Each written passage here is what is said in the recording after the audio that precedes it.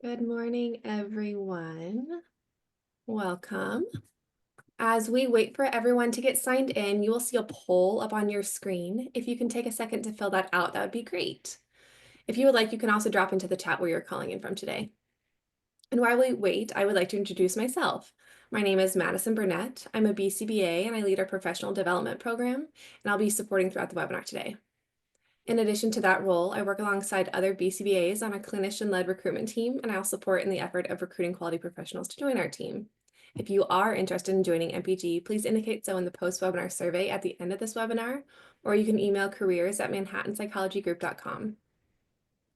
On the next slide, you will see a little bit about Manhattan Psychology Group. We were established in 2011, and that we've continued to grow our team consisting of skilled adult and child psychologists, neuropsychologists, behavior analysts, special educators, licensed social workers, and behavior interventionists. As a team, we're committed to wraparound care, which includes our wide range of services from mental health and testing to ABA and educational services. This holistic approach allows us to address various needs and challenges with compassion and care. We provide services to clients out of our Upper West Side and Long Island City offices, in-home, school, and clinic-based settings, as well as through telehealth. Our team is committed to serving individuals, couples, and families of all ages in diverse settings, and we're also pleased to offer these 3 monthly webinars for parents and professionals. Our vision at MPG is to create a future where individuals and their families feel supported, connected, and empowered, and our mission is to provide multidisciplinary, integrated support for individuals and families who experience mental health, behavioral, and educational challenges. Now for some housekeeping information. We'll be leaving the chat open, but please post any questions in the Q&A so we can make sure that they are seen. If you do have any questions during the presentation, they can be posted in the Q&A, and if there's time, Lauren and Liz will answer them at the end. And now I'm excited to introduce our speakers. Dr. Lauren Feiden has extensive experience working with children, adolescents, adults, and families facing a wide range of emotional and behavioral challenges, including anxiety, depression, trauma, ADHD, and disruptive behavioral disorders. She's also experienced in working within New York City private schools, including those with progressive and special education programs, as well as supporting families navigating the social and emotional aspects of sleepaway camps, drawing on her own background as a camper and staff member. Dr. Elizabeth Gellman is the founder of Elizabeth Gellman Psychological Services. Her private practice was established in August of 2019 and serves to provide in-person outpatient mental health services to the Manhattan and surrounding New York areas and in telehealth to New York and Florida residents. These services include psychiatric diagnostic evaluations and individual, couples, and family therapy to adolescents and adults. And now, without further ado, I will hand it over to Lauren and Liz.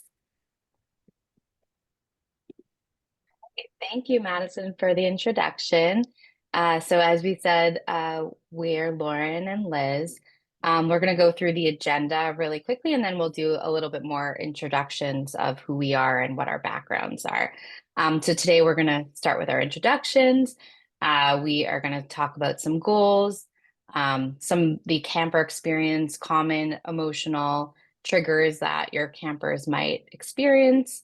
And then we're going to really the main focus of our session today will really be on giving you tools to help set your camper up for success before they go off to camp. And then if there's time, we'll have time for a Q&A. And if not, we will answer all your questions after the webinar. Who are we? So I am Lauren Feiden, and I am a child clinical psychologist, and I've been part of Manhattan Psychology Group for 10 years now, while working at private schools in the special education area, as well as progressive schools. I also have experience, I was one of the assistant directors at Big Apple Day Program, which was MPG's camp that we used to run before COVID hit. So I have experience with that. And I work with a wide range of children and adolescents and their families across the Manhattan area at the Upper West Side office and then virtually. So a little bit of more background is Liz and I actually met. So we're not just child psychologists, but we also met back in the day at Sleepaway Camp. We're Echo Lake alumni, and that's where we met. So we come to you with a unique lens of being child psychologists, but also having the camper experience ourselves and the the staff experience. I was a camper at Echo Lake, but then I became a staff member at Walden, New York, and I also ran the girls' division for a year, for a summer there as well. So we come with a unique lens of having the camper staff and also child psychologist lens. So that's kind of our background. Liz will take over her just a little bit of her background, but that's where we come from, really helping, really understanding the camper experience and the family's experience from the other side as well. Yeah, thanks, Lauren. And thanks, Madison, for the introduction. Just to add a little bit about my own background, like Madison said, I'm in private practice now in New York City. Prior to being in private practice, I worked for a number of years at a group psychology practice in Long Island and Manhattan, mostly working with adolescents and adults experiencing any type of anxiety, mood disorders, general life stressors, implementing a cognitive behavioral therapy approach and dialectical behavioral therapy. Um, my degree is in a school clinical program, so throughout my training, I've had experience in schools and working with younger children as well. And like Lauren said, we are camp lifers. We've met, we've worked at camp. I also was a counselor at Echo Lake after being a camper there. And I am here too to add the parent experience. I have three young children, two of which are campers, have experienced day camp and sleepaway. Both of my kids who go to camp have very different needs. So I'm here, I have the perspective from all different angles with a child starting day camp for the first summer this summer. So I'm right there with you, experiencing all of the emotions that go along with that, and very excited to offer you this complete 360 lens. So you all have the description of our webinar today. So just to reiterate, what we really want to do today is help all of you, right? You're here because you're either thinking of or are sending your children to camp for the first time. Maybe they've been to day camp and they're going to sleepaway camp. Maybe it's their first experience in general at either one. But you're here because you're looking for ways to best prep and prepare yourselves and your camper. So we really do understand the different emotional triggers that can happen at camp, which are expected, right? Those things are unavoidable. So we're here to help you understand them and learn the best ways to set your camper up for success, both prior to attending camp, but also while they are at camp. We can help you with the tools to give your children when they're away from you throughout the day or throughout the summer. How are they going to implement these things on their own to set everyone up for success? So with that, we'll teach you some concrete skills for how to cope with difficult emotions, how to navigate routines and homesickness, and so on. All right, so thanks, Liz. So to get us started, Liz, can you go back one? We don't want to share with them all the Oh, camper I forgot about experiences yet. that. So we're going to ask you a question. We're going to ask you to put this in the chat. But what are some common emotional triggers that you're seeing in your kids right now, or that you might anticipate coming up throughout the summer? So you can just drop that in the chat, and then we'll go over some of the things that we commonly see. So common emotional triggers that you're seeing now, or that um, you anticipate. So I see homesickness as Even if one. That's they're, definitely. and I think even if they're just maybe worries of yours, I'm worried that my child will be or experience this. So I see homesickness. That is definitely a common experience that that we see. Anything else that people are worried about, right? So separation in general. So that could be at sleepaway camp or at day camp, just because they've experienced going off to school or difficult experiences in the past doesn't mean that they won't have difficulty separating from you. Um, going to a new camp, or even it could even be a camp that they've been to before.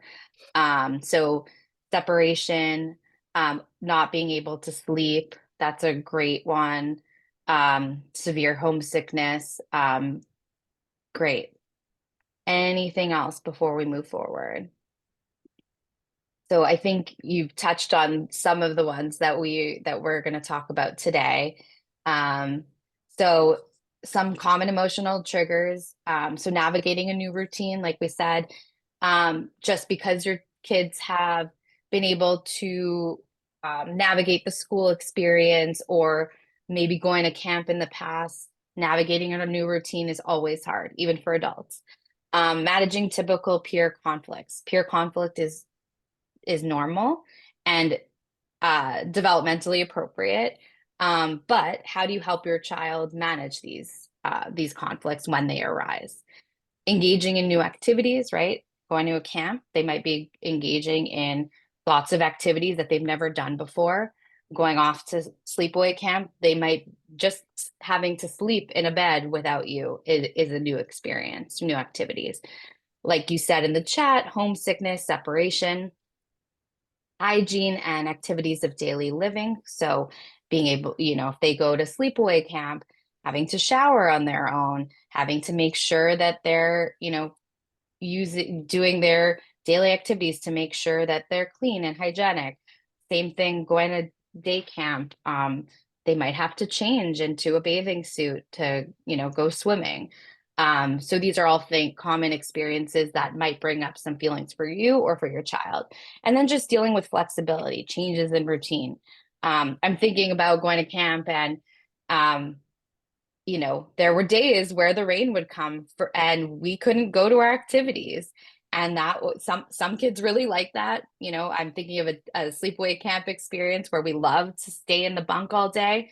But some kids might not. So having to change your activities, or unexpected changes in your day, might be difficult. And then just navigating difficult days in general, right? So everybody has bad days. We as adults have bad days. So helping them navigate when those tough days come about. All right. So sorry, I'm seeing one more in the chat. Schedule, right? So scheduling can be another trigger, right? The schedule is going to be different. So why is it important to learn how to tolerate difficult emotions? So it's actually critical for child development and growth. Being able to sit with and deal with difficult emotions is part of growth. Everybody needs to learn how to deal with it. It helps build resilience. It reduces just stress overall. It could help increase kids' ability to cope with difficult situations long term, right? So if they're able to get through something like this that feels difficult, it's going to help them understand that they can get through difficult things. It decreases avoidance. So the more you avoid dealing with difficult emotions, the more difficult it is to deal with difficult emotions. Learning about how to tolerate difficult emotions can also increase problem solving skills. It can improve relationships with others, right? So if you have difficulty tolerating emotions, it's much harder to have those one-to-one conversations, or manage a conflict with a friend. And it increases sense of self. So it can really build confidence in kids. So how are we going to do that today? So some of the ways, the strategies that we're going to teach you, we're going to talk about previewing and preparing. We're going to talk about how to use supportive statements when your child is experiencing something difficult. Talking more about mindfulness, how to get you in the right mindset, your child in the mindset, finding glimmers in your day, some strategies to deal with emotion regulation, and then some other concrete tools that you can use to be able to tolerate distress. Great. So we're first going to start with how do we set our camper up for success? So these are the things that can happen even before camp begins, right? These are the things that we want you practicing now so that when your camper is going to camp on that first day camp or sleepaway, they have had practice and they've previewed a lot of things that camp is going to offer. So we call this previewing and prep. So we want you at home to start having your child begin with small habits. If they do these things already, that's amazing. And we want you to keep reinforcing, and potentially maybe there are things to add to their routine. If they don't do these things, that's okay too. But we want you to practice and start. So small habits, whether it's day camp or sleepaway camp, could look like packing up their backpacks, right? For day camp, they're going to have to bring potentially a water bottle, change of clothes, a towel, depending on what the camp provides or not. So having your child be able to pack up the night before, and then when they get home from camp, taking out the things from their backpack. Um, if they're at sleepaway camp, they are definitely going to have to pack a backpack for the day. I know from my son's experience that they pretty much put their everything that they need in their backpack for the day after they learn what their activities are. So being able to prep, think ahead, and carry things with them is important. In terms of hygiene, right, we want your child to start practicing applying their own sunblock. Again, if they're little and at day camp and sleepaway, there are always counselors there to help. But the more that they can feel independent and empowered to do these things on their own, even if a counselor is going to go over it so that they're actually fully protected, we want them to be practicing and feel that independence. Kids get a great sense of pride from doing things on their own. So these things will just even help in their own confidence. Uh, I would also just add, Liz, Mhm. like a concrete way you can implement this at home is having like a visual checklist. Kids do really well with checklists and particularly visuals. So did I pack my bag? Or even like the items in the bag. Is my water bottle there? Is my change of clothes there? So they can actually feel empowered, like Liz was saying, and feel the confidence that they can do these things independently or with assistance. okay. Um, Hygiene, right? We want, especially if your child is going to be away at sleepaway camp, being able to shower on their own, which maybe for kids with longer hair or right, like might be a different experience, washing their own hair, washing their bodies fully. So really guiding them at first until they're independently doing these things. I think hair brushing is also important. I will never forget when I was 8 years old and at my first summer at camp. This is like a known story. I just developed this huge knot in my hair because I didn't know how to brush my hair. And one of the CITs who I was probably admired and looked up to spent a whole day getting a knot out of my hair. So previewing that, practicing that for day camp, being able to hand wash, brushing teeth. Even my almost 11-year-old prefers when I put the toothpaste on his toothbrush. So being able to teach them how to do that and how to brush twice a day.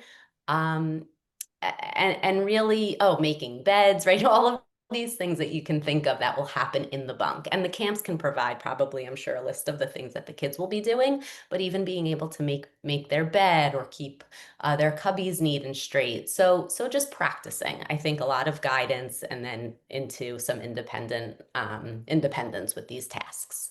Asking for help is a big thing to practice. There are always adults around to help. So I think some kids could experience nervousness if needing to ask for help. Some kids might be worried if they're allowed to get help or if a counselor would be there to help them.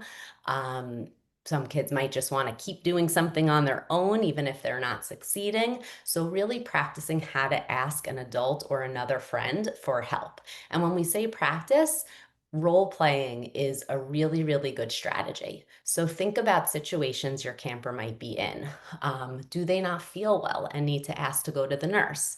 Did they scrape their leg and might need a band-aid? So practicing how they would go up to a counselor and say, this happened. I scraped my knee at the last activity. Could I go to the nurse or could you take me to the nurse?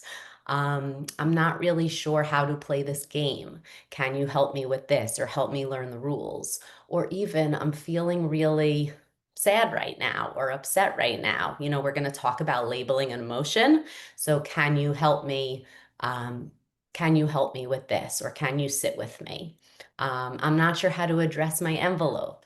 Can you help? So thinking about situations your child will be in and actually have them role play with you. This I is would also just add, just to normalize it, that asking for help is okay. And even we're going to go more into just modeling in general, but modeling that asking for help is okay. So show them that you ask for help, right? Even adults do. So really normalizing that experience and helping them understand that it's okay to ask for help and it's normal to ask for help. great. So that actually is a good segue into navigating homesickness, because those of you who wrote in the chat, each of you wrote about potential homesickness or separation anxiety. So we want to normalize this, right? And we want you to normalize this for your camper. It is totally, totally normal and valid and developmentally appropriate to miss home when you're away. Um, so while normalizing it, at the same time, we want you to support your camper in giving them confidence, right? So we can navigate that this can be a tough thing or a difficult moment. And, right? We're going to talk more about these and statements and supportive statements, but and encourage your child that you know they can get through it. You can pick up a time that maybe they've gotten through a really difficult moment in the past and say, look, remember when you felt this way or when you were really nervous to separate and go to school for the first time or go to a previous camp that you went to and how you were able to conquer it gives children a lot of empowerment and confidence. Um, and and I think that if you are confident, you will pass that on to your child. So if they're talking about homesickness, right, you have picked these camps for a reason. We are sure you have trust in this camp if you're sending your child there. So to be able to give them the confidence that they are going to have everything they need, even if they're not at home. Other ways to navigate homesickness, you know, if they're going to sleepaway, you can pack, or day camp, you can pack little notes in their backpack or in their duffels. You know your kid best. So if you think reminders like that might create more homesickness, then it's a tool that you don't have to use. But if this is a tool that can really help, we want you to go for it. So packing little notes that you're thinking of them or loving them, even while they're away, right? They can still have that connection with you and be away. Pictures can be a nice thing to have at sleepaway camp. I know we used to always decorate our bunks with some pictures, and that was a great thing to look at. Staying connected, obviously, through letters and emails. Um, I've gotten advice from camp, and I would suggest too, you know, when you're writing to your child, right, and maybe not saying all the amazing things that are happening at home, right, and everything they're missing, but really keeping the letters focused on you're having this amazing time, tell me about you and what you're doing. And I think ultimately, right, it's trust in the camp. If there is an issue that you need to be told about, you will be. So how do we manage our own anxiety when our camper is away for the first time is also really important. So when we go through our mindfulness skills and some of our emotion regulation skills for your camper, we want to also think about how you can use these skills so that you're using them for yourself and modeling them for your child. And then one other thing about homesickness is we really encourage you to avoid making any like types of deals with your child or camper. You know, well, if you're really sick, I'll pick you up next week. Or if you're really homesick, you know, the camp will call, like I'll reach out to the camp and we can talk throughout the day, right? So avoiding those types of deals that might only actually reinforce homesickness and anxiety. Every child does miss home, but that's normal, and many times they're passing moments. So if your child does feel homesick, the camps really know how to get them re-engaged and redirected into activities and with their friends to have a lot of fun. You can practice at home being able to go to bed. If you're sending your child to sleepaway camp, having your child go to sleep on their own. So if right now you lay with them until they fall asleep, or they're in your bed until they fall asleep, it's important to practice having them be in their own bed, falling asleep on their own. The other things you can do to prep your child up for success is, like Lauren said earlier, prepping for social challenges. We know peer conflict is age appropriate, and there's always often a counselor in earshot and very close by. But how do you prepare your child for sometimes you're not going to agree with your friends on what games to play, or someone might say something or do something that upsets you, right? How do you can teach them to say, I don't like this, or I'm not feeling good in this game, or being able to talk to a counselor about what happened, um, as opposed to just, I guess, reacting initially or impulsively themselves. So we're going to go through tools for that as well. And then lastly, preview as much of camp and routines as you can. So camps, if you visited for like a new family day or had a tour of your camp, that's great. We want to continue on that by looking at pictures of camp. Camps have these great virtual tours on their websites, going through that with your camper. A lot of the camps now send the calendar of activities and menus even for lunch, so you can preview all of that before your child even goes. I was also just going to add, if it's a day camp and you live close by, or you can drive there, um, doing the route with them, showing them the camp, taking, if they take the bus to camp and it's close by, it's a local camp, you can take the bus and pretend they're on the camp bus, right? And go see the camp and let them feel what it feels like to show up to camp that day. And like Liz said, the more you preview what the camp experience environment might look like or feel like, the more they're going to be prepared to go in feeling good about it. Great. I would also, sorry, go Yeah. one back, Liz. Just we talked a little bit about modeling, but I think play dates prior to camp can be really helpful, especially if you know campers that will be there. If they're going to sleepaway camp, practice having sleepovers, even if it's with a family member.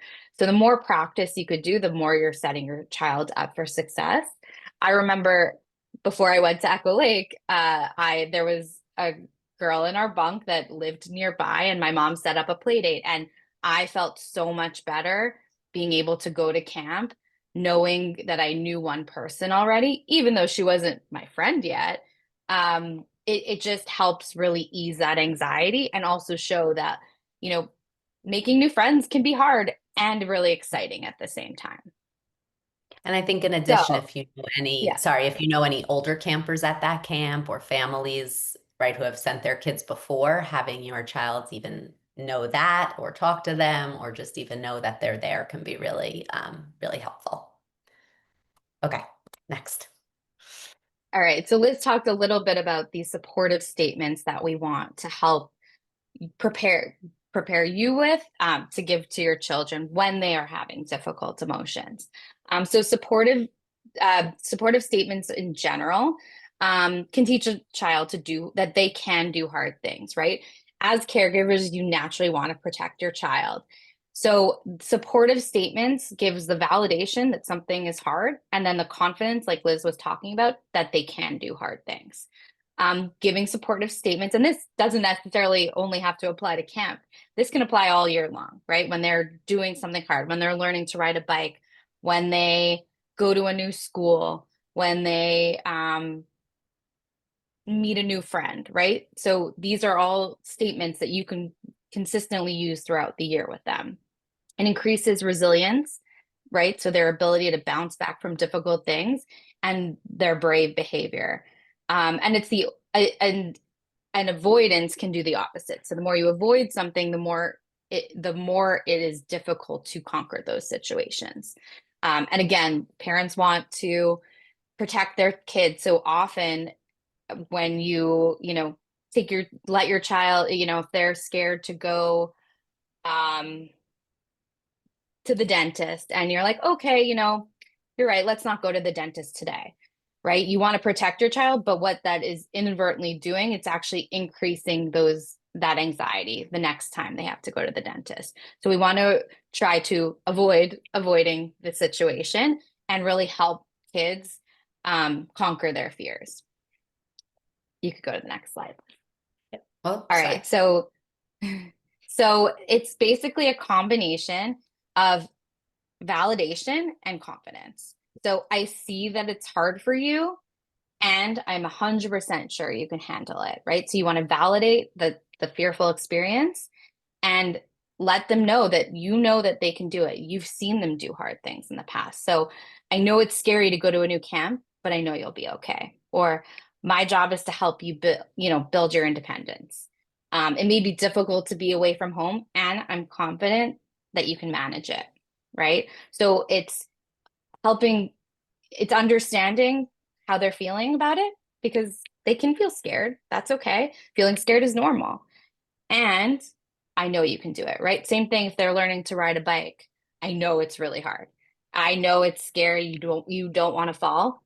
And I know you can do it. You've done hard things in the past. Just to add, Okay. the Yep. reason this and is so important, right, is because the word but often cancels out what you first say. So even though the intention, right, we all have the best intentions, and our intentions must be like, right, are to support. I know you're really scared, but right, what a child hears when they're in that emotional state is that the being really scared part doesn't matter. Right. So that's why this and is really important, to say that both are true. And our thoughts and emotions go up when we're only thinking, right, in the negative way. So we're balancing out this thought for our camper. Right. All right. So just some examples of how to make statements supportive, right? So instead of saying to your child, it's not frightening, I know meeting new friends is scary, and I know you can handle it, right? So you're, instead of invalidating their feelings, right? They're allowed to feel scared about it. Or the opposite is, she can't handle the stress, right? It's hard for her, and I know she can learn to manage it. So building that confidence in yourself to know that your child can do it. It's not easy for anyone. I get it. It's not easy. I know you can do it. And you're gonna have to learn to handle hard things. It can feel uncomfortable at first, and I'm sure that 100% sure that you can get through it, right? So you're validating those feelings. It is scary. It is hard. It is difficult. You're worried, and you've done hard things in the past, and I know you can do it. So, that being said, let's practice one. So, let's say um, you get a letter. Let's say you get a letter from your child, and they say how much they miss you and want to come home. How can you write a supportive statement back to them in a letter? What would you say? So, a supportive statement, remember, if we go back, Liz, Yep. the confidence and validation, right? So, what could you say if your child is away at sleepaway camp? You can put this in the chat, and they say, I hate camp. I want to come home. I miss you so much. What would you say?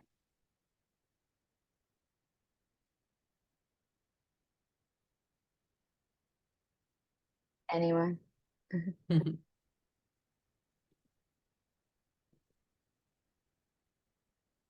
All right. It's hard to miss home and us, and I know you can also have fun. Exactly. So you're validating those feelings, right? They're allowed to have those feelings, and you're really focusing on the positive and building that confidence. Um, so I miss you too, dear. Sorry. I miss you too, dear. I know right now it's difficult, and I'm sure you're going to have so much fun. Great. Exactly. So building that confidence, they can do hard things, right? If you again, we want to save our kids, we want to protect them. So if you say, oh my gosh, if you're on a phone call with your child, or they come home from camp, they're at day camp, and they said, I hate this camp, I never want to go back, and you say, you're right, I don't want you to feel that way anymore, you don't have to go to camp anymore, or I'll bring you home. That's not building the confidence. Even though our intention is to protect, it is actually helping them avoid difficult situations. And we want to help build that confidence that they can do hard things. All right. Okay.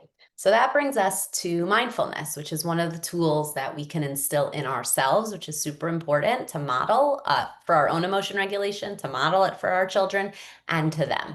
So what is mindfulness? I'm sure everyone here has heard about mindfulness. It's been the buzzword and what we do for many, many years now. But what actually is it? If anyone has ideas of what you think it is and want to put it in the chat, I can read some of that out, and then we will go through the teaching of it. So mindfulness, right? The definition of mindfulness, or what I like to say, is that mindfulness has three components. It's focused, non-judgmental awareness. So what that means is that we want to practice as best we can being focused in the present moment, being focused on one thing at a time rather than being pulled by so many different tasks or thoughts or worries. And just be mindful of the moment that we're in, whether that a moment is a negative emotional experience or a positive experience. Non-judgmental means that we are accepting the moment we are in. We are accepting the experience we're having. So if I am a child at camp and I get into a difficult moment with a peer, right, rather than judging that moment, oh, I'm so stupid. I shouldn't have done this. I shouldn't have said that. Or my friend is being such a jerk, right? Not, instead of judging, just accepting and acknowledging the moment that we're in. Okay, I got into a fight with a friend. And awareness, being aware of what is coming up for you in the moment. So what thoughts you might be having and what emotions you're having. And why do we want to really slow things down in this way? Mindfulness helps us be able to label and identify our emotions and thoughts and even what's happening in our own body without reacting to them. So that's the key. We want to notice our experience and feel it without that impulsive reaction. So mindfulness helps us with the pause, right? We can hit the pause button when we're having an emotional experience so that we're not reacting so impulsively. So sometimes what I teach children or my kids is to even imagine like that big red stop button or a big red stop sign, right? I know I'm starting to feel upset because my heart's racing. I'm getting like butterflies in my stomach or a stomach ache, or I'm like feeling really worried right now. Let me pause. Let me hit that stop button so I don't do anything without thinking. And in this pause is when we want to teach our children to describe what it is they're feeling. And they can do that for themselves and they can describe to another person. So if they need to talk to a counselor about a moment they're in, right? If they can pause and label what it is they're feeling, that's much more helpful information. So if you are in a moment where you're experiencing emotions, maybe you're in the car and you're driving for, home from school pickup and there's a lot of traffic and you're starting to get really frustrated and emotional. That's a great opportunity to label that and to model that for your child. Oh, I'm so frustrated right now. I really wish we were home already. Labeling that emotion and identifying it. So mindfulness can help us get to this place called wise mind. So we like to think of our mind as having three different states. One is emotion mind, one is reasonable mind, and one is wise mind. So we're going to go through these, and then I want to see if anyone has any examples. And children can really understand these labels as well. So emotion mind, I think, is pretty clear for a young child to understand. Reasonable mind, sometimes we might call like robot mind or calculator mind. And then we have wise mind. So what are these? Okay, so emotion mind is pretty much what it sounds like. In this state of mind, we are only driven by our emotions. This is when we have hot, intense emotions. Our actions might be mood dependent. And we're only thinking in that short term. I'm feeling really angry right now, so I want to scream and yell, right? We're only thinking in that moment how to get potentially immediate relief. I'm feeling really, really anxious right now. I'm not going to camp, right? I'm not getting on that bus. Or I'm really, really like nervous. I'm not going to talk to my friends, right? We're not looking at facts or reason. We're just thinking in the moment based on emotion. So if we're thinking about our own emotional experience, can anyone give us any example of what your emotion mind might be around a situation, thinking about sending your child to camp for the first time?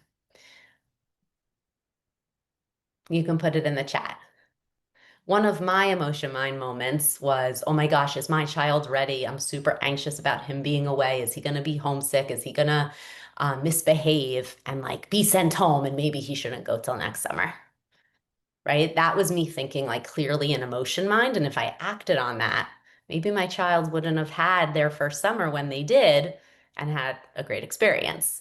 So, what might be some of your emotion mind moments around this topic, around sending your child to day camp or sleepaway?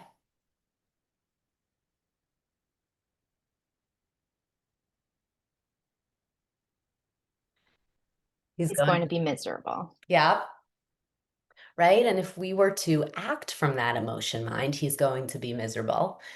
One, that might make ourselves miserable, right? Because if he goes to camp, right, or right, and is there during the day or to sleep away, we're going to be constantly worried about how he's doing. We might be looking into every single letter or picture that we see, and really be reactive to that. So that's a great example. Okay. Next is reasonable mind. Reasonable mind is the opposite of emotion mind. So if emotion mind is filled with all of our emotion and we're only acting based on that, reasonable mind is taking the emotion out of it and just acting based on logic, right? So this is that cool, rational, task-focused part of ourselves. So we're ruled by facts and reason, not emotions, at all. And we're thinking more about the long term. But when we're in reasonable mind, we're not validating emotions. So if our child is feeling really anxious about getting on the bus, right, for that first day, and we're in reasonable mind, we might avoid those supportive statements. We might say, well, I'm only looking at facts. I picked this camp and I think it will be, well, that's an opinion, but I think it will be good for you. The bus is coming in 5 minutes. We're packed up. We have to get out there, right? And you might actually avoid validating and normalizing your child's feelings and giving them, right, confidence to go. And we also don't want to invalidate our own feelings, right? If I'm so worried that my child is going to be miserable, maybe I want to have some support for that, right? Validate, maybe not send him to camp, but also talk with friends about it or validate that that's a normal feeling for me to have too. I am worried about my child and I picked this camp for a reason. Now that brings us to wise mind. So we want to, for ourselves and for our children, to teach them how to get to wise mind. So wise mind is seeing both. Wise mind is really honoring and balancing both the emotion and the reason, right? So we're not going to act solely based on emotion in wise mind. We're not just going to act impulsively. We're going to think it through, but we're going to come up with something that feels good to us because it validates our emotions and is a reasonable way to proceed. Okay, I know you're really, really homesick right now. You're really anxious, right, to get on this bus. I know you can do it. Here are some notes to look at throughout the day so you know that I'm thinking of you, right? And when you get home, we can celebrate together, right? And have a great evening, right? So that's balancing like the emotion of being homesick. We want to validate that. We're not going to act impulsively and not send our child, but we're going to think of ways that we can help and support. Can anyone think of their own wise mind around sending their child to camp? Have you had any moments where you've noticed really strong emotion about this, but you're also balancing out reason and logic? Camp builds resilience. Great. I love that. I think I had that one myself. I'm worried about this experience and I know the social emotional growth that camp can bring. And I know the independence and confidence he may feel afterwards, right? So that really can balance out. That's that wise mind. Okay. All right, so I'm just going to briefly talk about glimmers. So just thinking of that positive mindset, really helping reframe things. So I love the idea of a glimmer. I actually linked the article where we'll share our slides out after. But this term was actually developed by a clinical social worker. And it's essentially the opposite of a trigger. So triggers bring about negative feelings, right? Glimmers are the opposite. Glimmers bring about positive feelings, right? So our brains naturally are programmed to look for the negative, right? You could have an amazing day and one little thing happens and then your whole day is ruined, or it was the worst day ever. So this is something, again, you can use with your child all year long. But when they come home having a really bad day, really helping them find the glimmers in their day, finding the good things, really helping them reframe. I know that that moment was really hard for you. Let's try to find some glimmers, right? Um, I know you, I know camp can be hard or you might feel homesick and you did it last year. What are some things that glimmers in your days at camp last year? What are some positive moments that you had in your day or at school or with friends?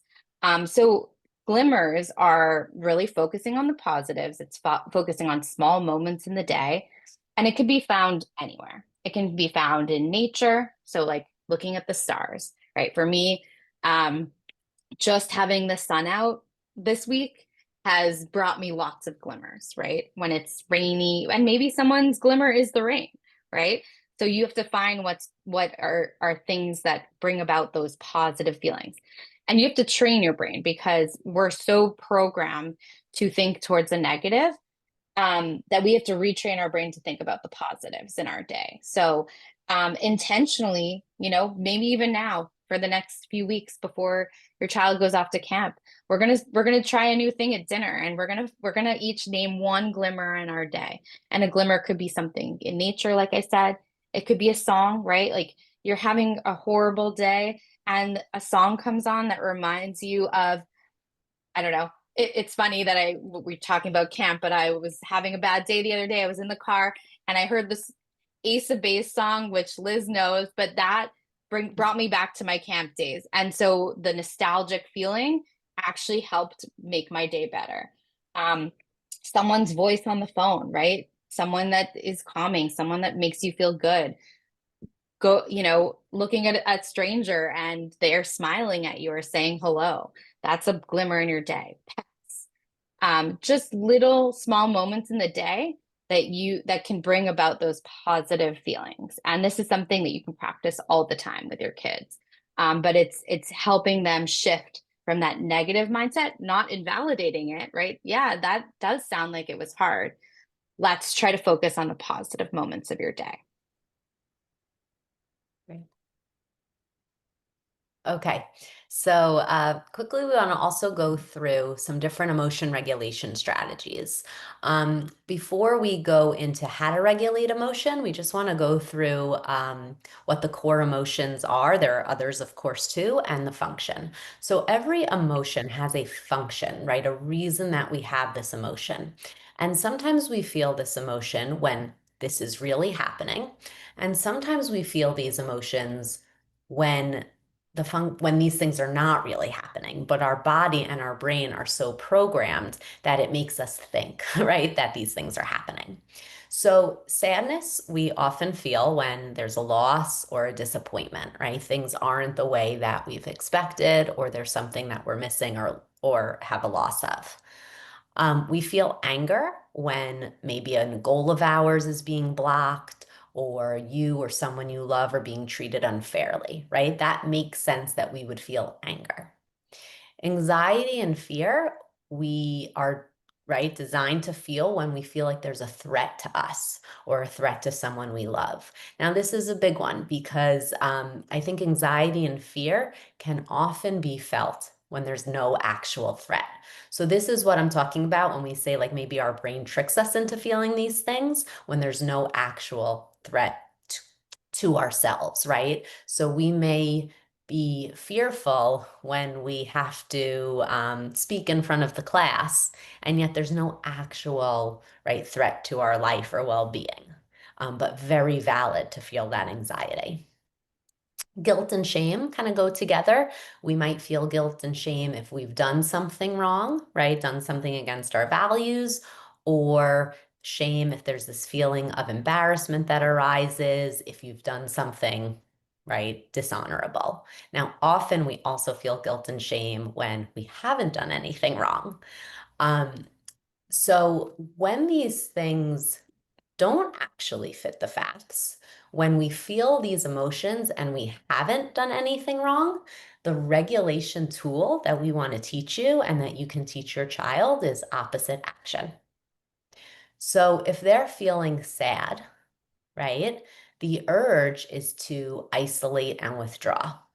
So even though if your child is homesick, there is a real reason, right? They're missing you. That's a totally valid reason to feel sadness.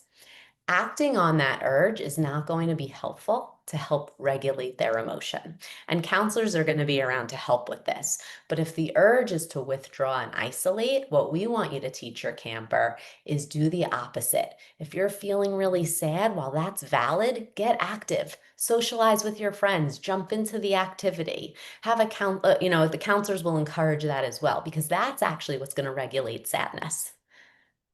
If a child or you or your camper are feeling really angry and that urge is to lash out, we want to teach our camper, well, let's gently avoid that situation.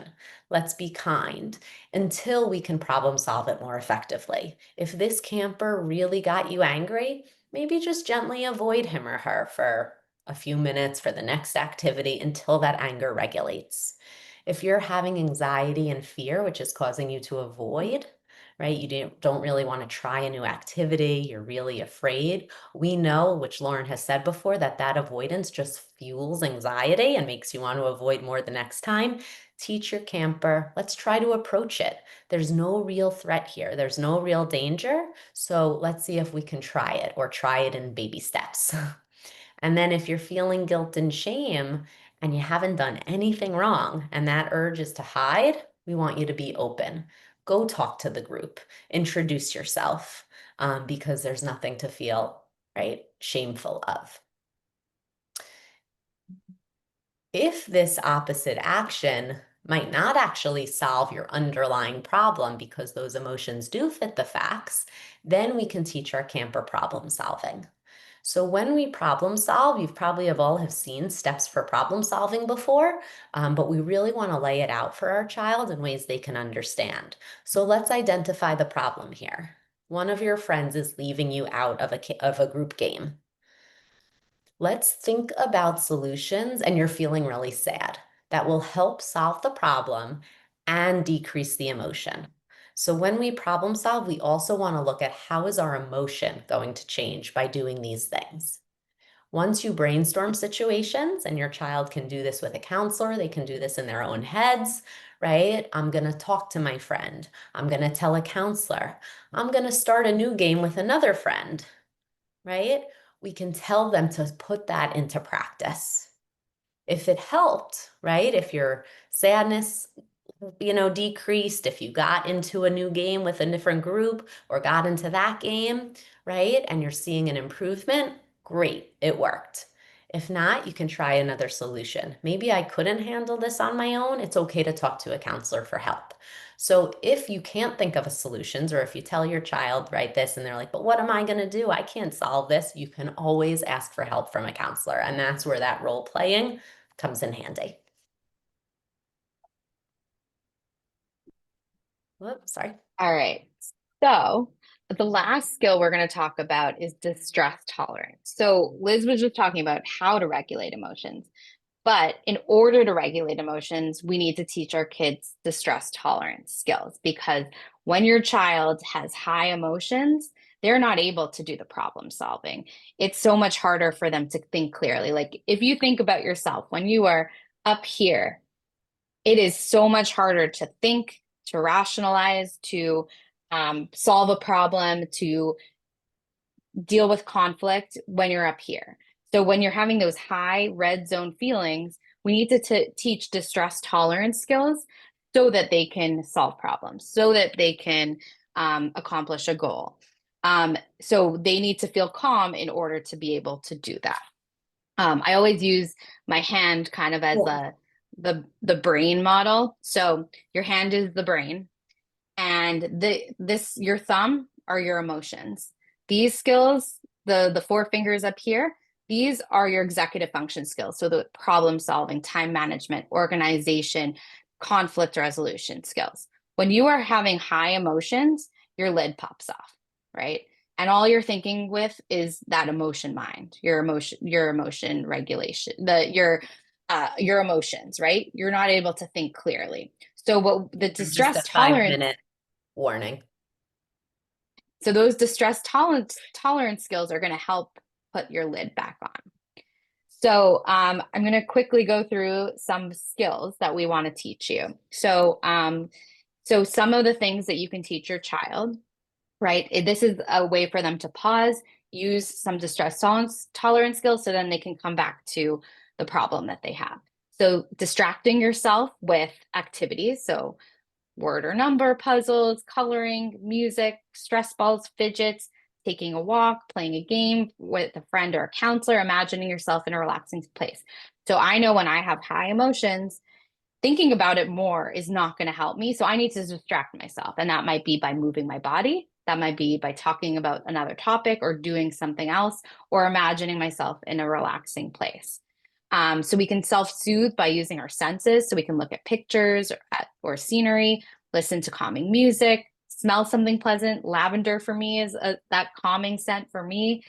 Eat something that brings comfort, obviously in moderation. So and if an ice cream cone really helps bring those positive feelings, or the smell of chocolate chip cookies in the oven, touching something textured, soft, that can help just calm those emotions down. And then just very quickly, on the next slide, this is my favorite thing. And this can apply to kids going to sleepaway camp or day camp, but build a camp toolbox for your child. So that could look like a little pouch that you pack in their backpack when they go to day camp. And it could have fidgets in it. It could have a scent, like maybe they have a hand cream that smells really good and it brings positive emotions. I've done this with one of my kids in therapy.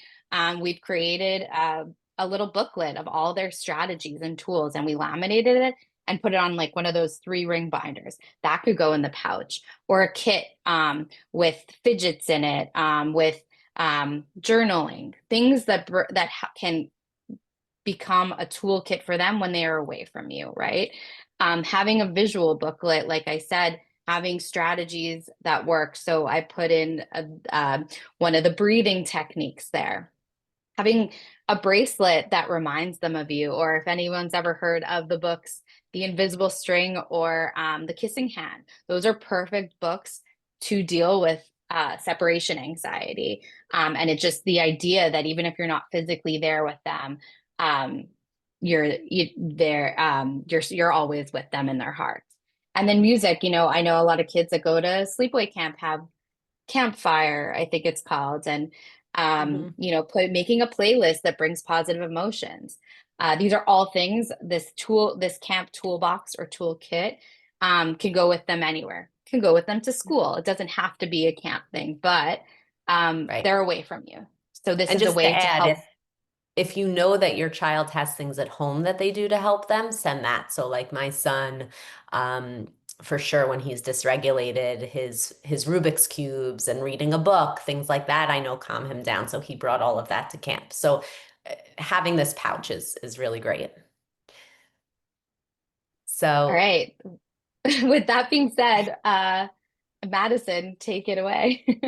So on the screen now, you will see a QR code if you want to scan that and get a little bit more information. And it does have a link or a form that you can fill out also, just for a little bit more support. Feel free to do so. I can also send this in a link that I will send everybody after the webinar. And then I do see that we had one question come in, but we can also answer that in some of our socials that we post after the webinar. If either of you think that it's something that we can quickly answer, then that's fine. Otherwise, we will definitely spend a little bit more time answering that in the socials. All right, so this does conclude our webinar today. If you have any questions for either of our presenters, I just put into the chat our email that you can send your question into, and I'd be happy to pass it along to our presenters today. But thank you both so much for this very thorough and very informative and very well-timed presentation. Thank you. Thanks, everyone. Thanks, everyone.